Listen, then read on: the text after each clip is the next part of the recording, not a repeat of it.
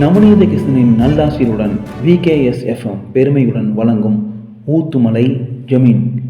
புற்றிலிருந்து இரத்தம் பீறிட்டு வருவதை கண்ட உக்கிரபாண்டியன் அந்த புற்றை அகற்றி மண்ணை தோண்ட செய்தான். அப்பொழுது பூமிக்குள்ளிருந்து 2 நாகங்கள் குடைபிடிக்க அங்கே சங்கர நாராயணர் பிரசன்னமானார்.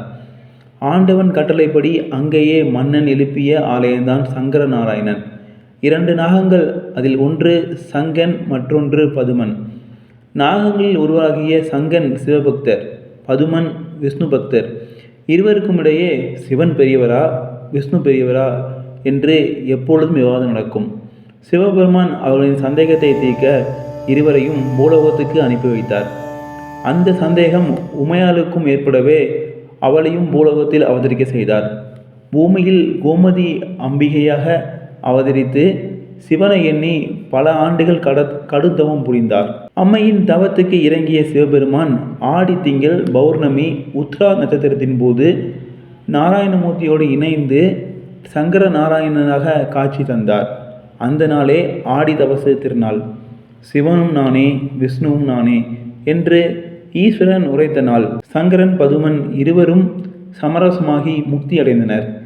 இந்த தவசு நாளில் லட்சக்கணக்கான பக்தர்கள் பரவசத்துடன் கூடுகின்றனர். விவசாயிகள் தங்கள் விளைச்சலை பெருக விளைபொருட்களை சப்பரத்தின் மீது தூவி அன்றைய தினம் கோமதி அம்மனுக்கும் சங்கர நாராயணருக்கும் திருமணம் நடைபெறுவது கண்கொள்ளா காட்சியாகும்.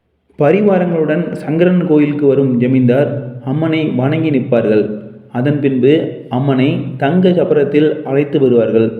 அப்பொழுது அவருக்கு பிறந்த வீட்டு சீதனமாக அழைப்பு சுருள் வைக்கப்படும்.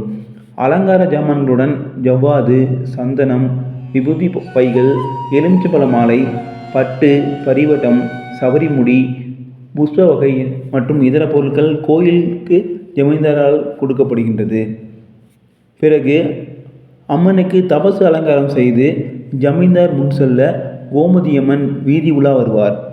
ஊத்துமலை ஜமீன் தபசு மண்டபத்தில் தங்க சப்பரத்தில் ஆவுடையம்மாள் உமையாளாக தவம் ஈற்றுகின்றாள். மாலையில் அம்மன் தங்க சப்பரத்தில் சுவாமியுடன் வலம் வந்து தவ பயன் அடைவார். அதன் பின்பு மாலை மாற்றுதல், பரிவட்டம், திருக்கண் அலங்கரித்தல் போன்றவை நடைபெறும். இவற்றை ஊத்துமலை ஜமீனின் வாரிசுகள் இன்று வரையும் முன்னின்று நடத்துகின்றனர். தபசு காட்சியின் போது பரிவட்டம் கற்றி ராஜ தோரணையில் ஊத்துமலை ஜமீன்தார் நிற்க ஒருபுறம் அம்மனின் சப்பரமும் மறுபுறம் சுவாமியின் சப்பரமும். ஜமீன்தார் பரிவட்டம் கற்றிக்கொண்டு கோமதி அம்மனின் தாய் வீட்டு சீதனத்தோடு அந்த இடத்தில் எளிமையாக காத்திருக்கின்றார். இன்று வரையும் ஊத்துமலை ஜமீன் வாரிசுகளால் இந்த நிகழ்வு மிகவும் சிறப்பாக நடத்தப்படுகின்றது.